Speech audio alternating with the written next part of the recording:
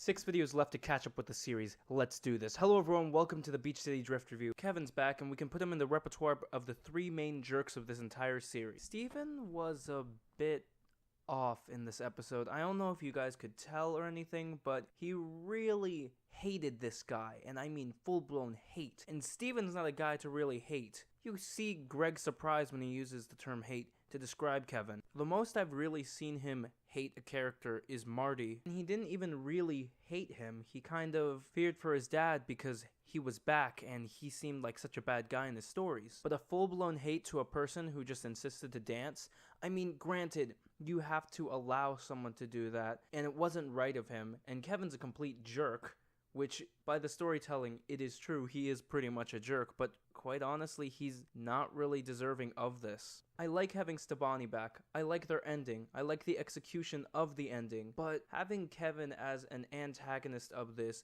kinda seems weird when Steven's always such a gung-ho person, and usually most people's negativity slides right over his head. Stevonnie as a fusion broke up because of Connie and Steven constantly fighting their inner demons in a different way. But Connie should have been the one who was more upset than anything rather than Steven. Steven's a character who wouldn't seem to get too mad about this. He'd kind of blow it off like he usually does with Lars. He calls him a jerk, sure, but he still manages to try to call him his friend. But there are still good parts about this episode. Firstly, Reynaldo's getting funnier and funnier each of these episodes, and seeing Stevonnie again is a really good treat because you haven't seen Stevonnie really talk and interact with people since her first appearance, actually. And the ending, of course, was really cute when she's like, for my first time driving a car, and she walks off like she owns the place. With Steven's insistent on playing that Roadhog game, I'd assume that he'd be really bad at driving, but no, he's...